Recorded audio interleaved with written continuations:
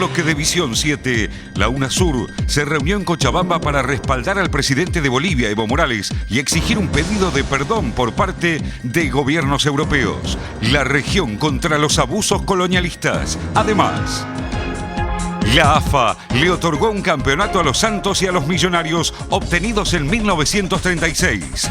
El festejo llegó 77 años después.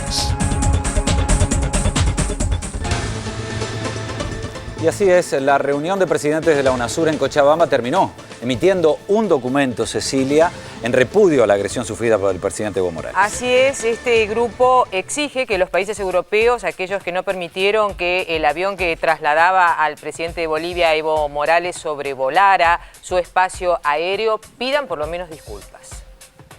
Edward Snowden no estaba en el avión de Evo Morales, pero la sola sospecha de la presencia del ex agente de la CIA, que reveló secretos de espionaje, desató un incidente que mantuvo retenido al presidente boliviano varias horas en Viena, con la prohibición de surcar el espacio aéreo de distintos países europeos. La UNASUR sintió el impacto del agravio como propio y se reunió de urgencia en Cochabamba durante la noche del jueves. No solamente ha sido una preocupación, sino una ocupación de nuestros hermanos presidentes de Sudamérica, con sus llamadas telefónicas, condenando este abuso tan arbitrario de algunos gobiernos de Europa, convencidos y más informados aún todavía por la imposición del gobierno de Estados Unidos. Saludar y agradecer por esta gran solidaridad, que finalmente no solamente es solidaridad con Evo, sino con el pueblo boliviano y los pueblos de toda la América Latina y el Caribe. Para Evo Morales fue un virtual secuestro y no un hecho casual.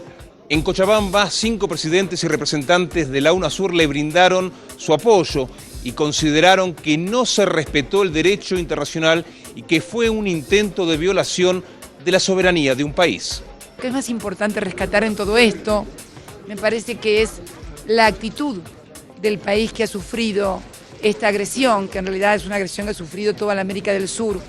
Nuestra reacción no fue una reacción ni de violencia, ni de prepotencia, sino al contrario, recurrir a los instrumentos legales, Tribunal de la Haya, medidas cautelares, que es lo que yo le aconsejé al presidente, y que Austria realmente, bueno, me dice el presidente que lo trató muy bien, pero realmente los que violaron los acuerdos fueron los gobiernos de Portugal, de España, de Italia y de Francia, que habían concedido previamente las autorizaciones de vuelo, y que en materia de derecho internacional, cuando a un jefe de Estado se le concede el permiso de vuelo para transitar el espacio aéreo, se considera que hay un acuerdo, y ese acuerdo fue violado sin ninguna justificación. Entonces creemos que ha creado un precedente muy grave, porque realmente afecta todo el sistema de seguridad internacional y de certeza jurídica. UNASUR ha respondido con calidad y con rapidez. Esperamos que haya las explicaciones y las disculpas que se merece Sudamérica para que se restablezcan las posibilidades de relaciones de confianza y de trabajo. El 12 de julio nos vemos en Montevideo y ojalá de aquí al 12 de julio evolucione positivamente una situación bochornosa que ha sido repudiada en una condición clara de unanimidad por todo el continente. Naciones Unidas se sumó al repudio y exigió que España, Portugal, Italia y Francia den explicaciones sobre lo ocurrido.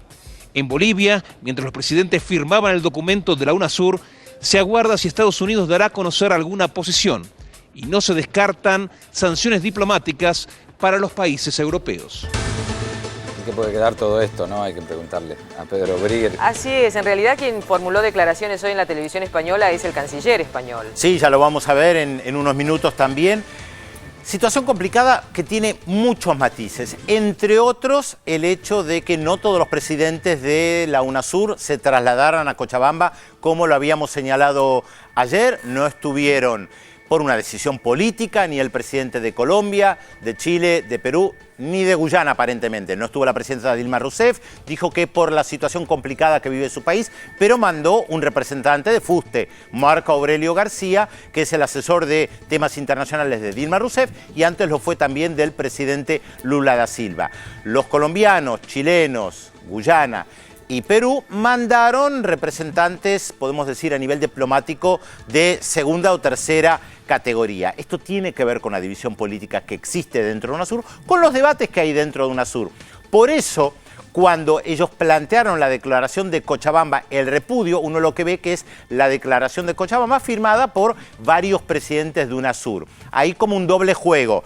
Tratan de mostrar que es toda UNASUR que repudió lo que pasó en Europa, que también es cierto porque todos los presidentes de UNASUR repudiaron lo que pasó en Europa, pero no todos fueron a Cochabamba. Ustedes dirán, ¿es una sutileza? Sí y no. En política estas sutilezas pueden ser importantes. Fíjense que España, que responde a la declaración de los presidentes, justamente lo que dice es, en respuesta a la declaración de 7 países de Sudamérica, de UNASUR, nosotros decimos lo siguiente.